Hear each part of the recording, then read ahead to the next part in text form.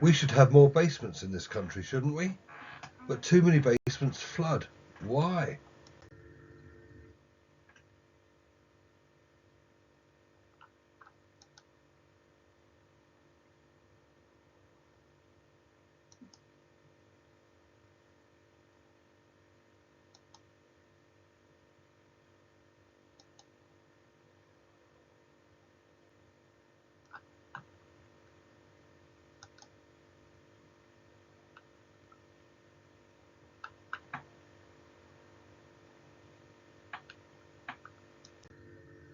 A flooded basement isn't much fun, yet there are some out there, NHBC, LABC Warranty, Premier Guarantee, Ascent Building Control, who seem to have a vested interest in your basement being built with the capacity to flood. They all want you to spend thousands of pounds dealing with leaks, which is fine till something in the system fails. Most of these organisations give you building regulation approval, yet they want you to breach building regulations, build your basement to leak, and if it's your basement that floods, it isn't dry anymore, and you fail to meet building regulations. I received this last month. It is very current. It is for new basement structures in the London Borough of Kensington and Chelsea. It lists the employer's requirements to be included in the contractor's design and build contract. Design and build. Therefore, the contractor will be under contract and no one can stop him.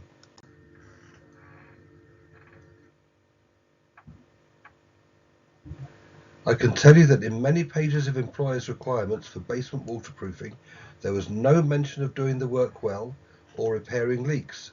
Instead,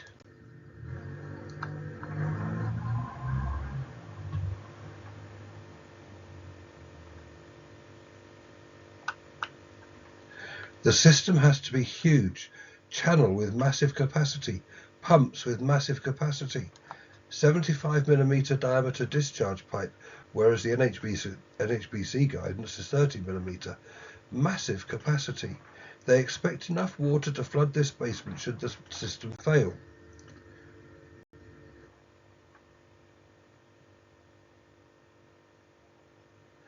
They expect leaks to be so bad that debris will wash in and so much lime build up that skirting boards must be removable to regularly clean the sand and mud out of the channel.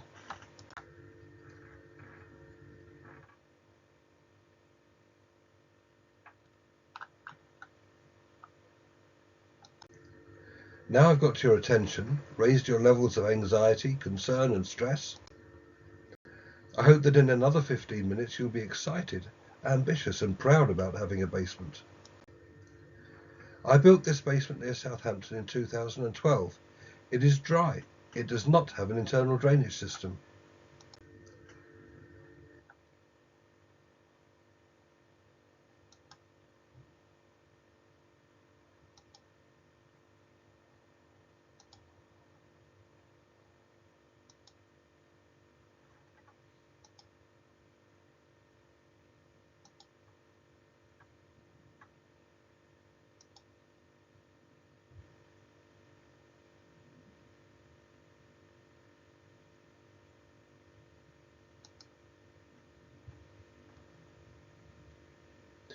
Designers, inspectors, managers, workers and salespeople, all ignorant, all indifferent to the problems they leave, all denying responsibility, none of them enforcing quality.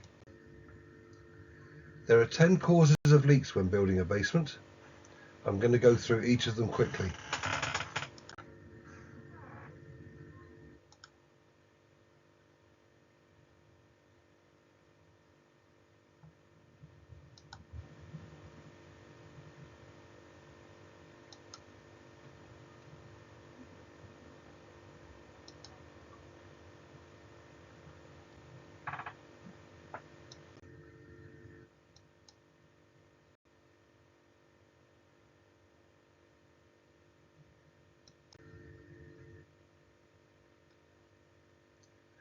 Tapes come out of the box rolled up and they don't like being straightened.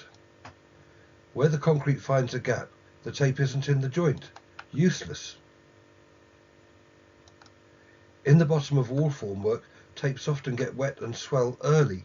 They tear themselves off the concrete beneath and don't end up in the joint. The solution is not to use them. Roughen the surface beneath the wall, clean it, keep it clean. Concrete kickers are usually made between two bits of timber. Concrete kickers are made with the wrong concrete or concrete out of time, and they aren't compacted thoroughly. They leak.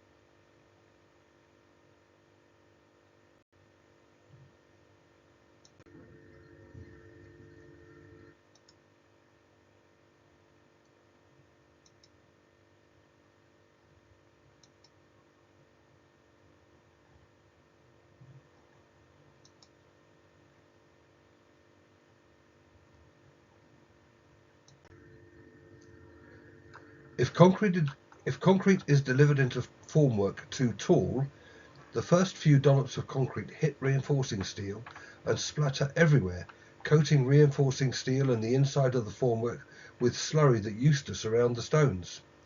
And these stones arrived at the bottom all on their own, where they leak.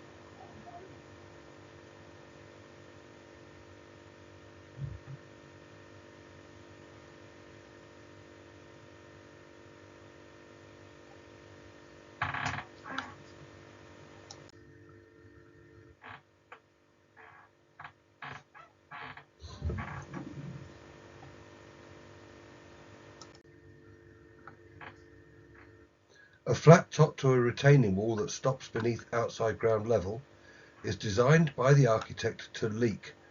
It would stop beneath outside ground level if they want beam and block floor, or precast concrete floor, or steel beams in the basement ceiling.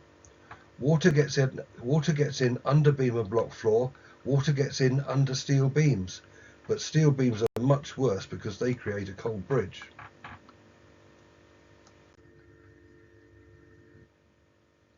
Instead of a flat top to a retaining wall stopping beneath outside ground level, the waterproof concrete should continue as a waterproof upstand to above outside ground level.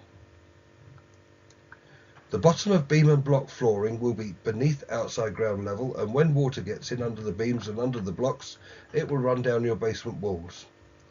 It's a similar problem with precast planks and steel beams. The solution is either engineered timber floor joists or making your ground floor with reinforced concrete. If you already have lots of timber to make formwork for your walls, it's simple to reuse it again for a concrete floor over your basement. Engineered timber joists are cheapest. Reinforced concrete is second cheapest because anything else will leak. There could be hundreds of things that go wrong without supervision, definitely dozens. I'm going to highlight just two. This void is where mud in the bottom of the wall wasn't cleaned out. The concrete landed on top of the mud, then the joint leaked. Sorry, let's start that again. This void is where mud in the bottom of the wall formwork wasn't cleaned out. The concrete landed on top of the mud. When the joint leaked, the mud got washed out, leaving this void, and it leaked ever since. This pile is in the wrong place. The site manager and everyone else knew it was in the wrong place. I expect the piling company had a few £1,000s docked to pay for its removal, but the main contractor left it in place so his company kept that money and made more profit, because there was no supervision and it was all going to be covered over and leaks pumped away. The concrete in front should have been continuous. There should have been waterproof concrete continuous across the face of this pile, but it leaks.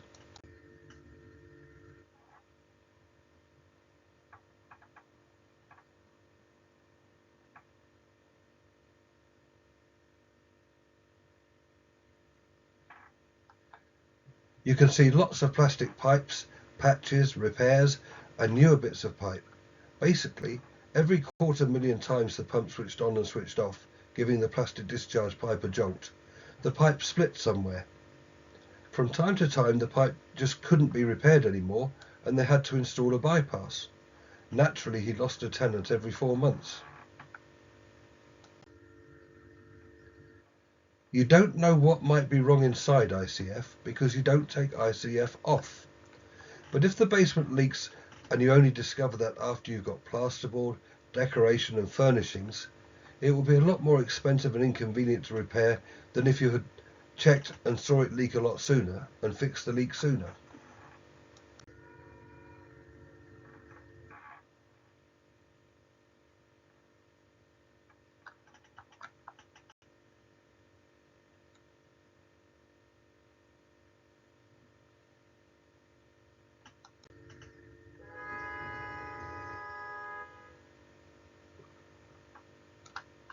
BS 8102 requires you to repair leaks and nothing more than seepage, which is very, very slight, is permitted. Say that again.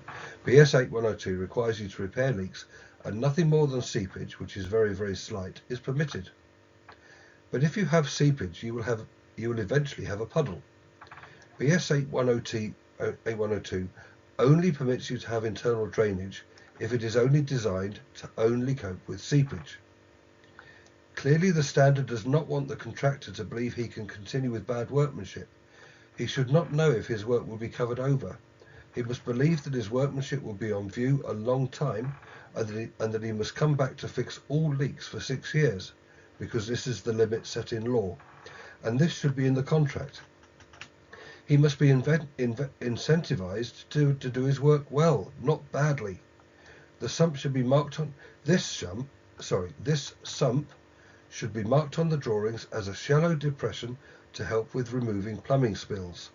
It will probably be in front of the boiler. Don't allow the contractor to think it allows them to cut corners.